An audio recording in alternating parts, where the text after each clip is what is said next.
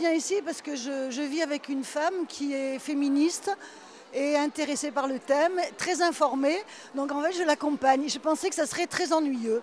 Et en fait, je trouve ça très sympa, très joyeux. Je trouve sympa aussi qu'il y ait des jeunes femmes. Et puis des dames pas toutes jeunes. Hein, je trouve ça très bien.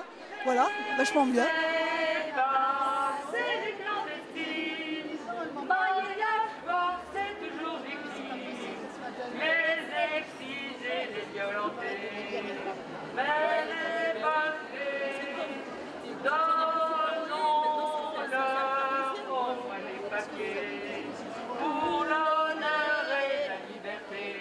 L'histoire des femmes impose qu'on soit présente à cette rencontre, à cette marche mondiale, parce que nos efforts et nos combats se conjuguent, parce que les combats sont communs, non seulement pour une justice sociale à travers la planète, mais également pour qu'il y ait une place réelle des femmes dans le monde politique, dans le monde social, dans le monde économique. Et en outre, vu la situation mondiale aujourd'hui, nécessite qu'on soit organisé pour dénoncer les misères faites aux femmes, les violences faites aux femmes, mais également l'exploitation économique, l'exploitation des richesses de ces femmes, mais également des peuples. C'est pourquoi nous sommes là pour apporter notre voix à celles qui sont présentes.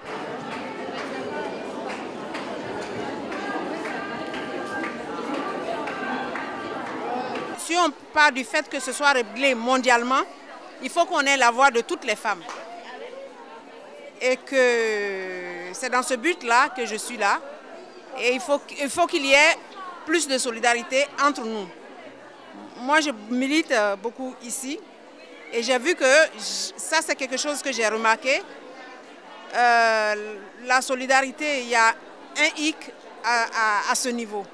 Et nous, en Afrique, c'est vrai que nous avons beaucoup de difficultés.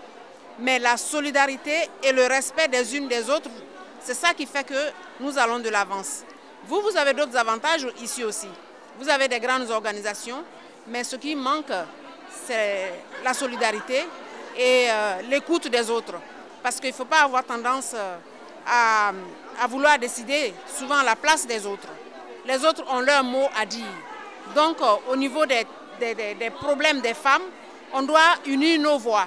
Chacune apporte sa voix, chacune apporte son savoir-faire et c'est comme ça qu'on pourra avancer. Est-ce que l'espace public est un bien commun? Oui. L'éducation? Oui. La paix? Oui. La santé? Oui. Le développement? Oui. Plus fort, la justice sociale? Oui. La culture? Oui. Le travail pour chacun, chacune? Quel était le boulot qu'on m'ait proposé, je l'aurais pris.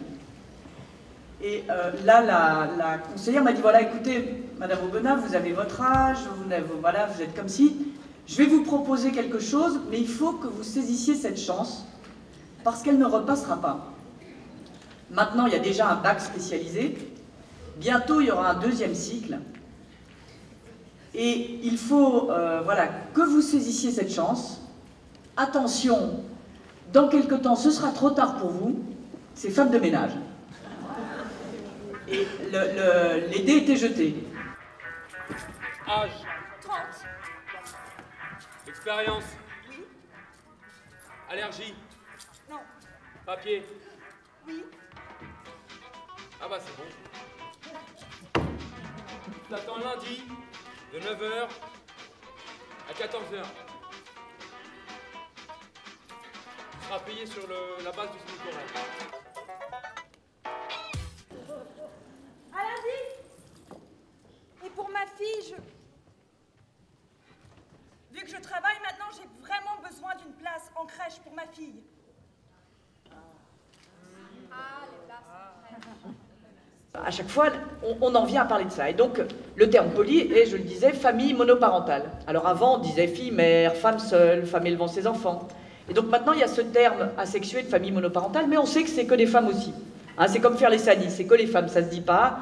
Comme précaire, c'est que les femmes, ça se dit pas. Famille monoparentale, c'est que les femmes, mais ça se dit toujours pas. Donc on est confronté à ce milieu où on est entre femmes, à subir les mêmes choses et où le terme n'est jamais prononcé. On ne dit jamais qu'on honnête entre femmes.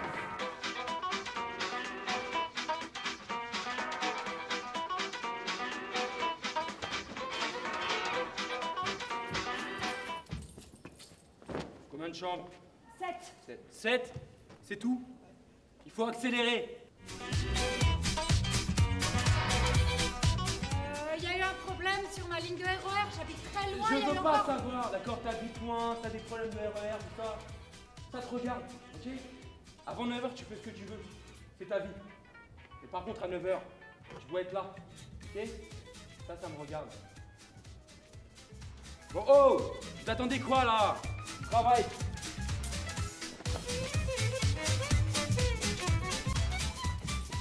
Je m'appelle Laure et je suis partie de Oser le féminisme.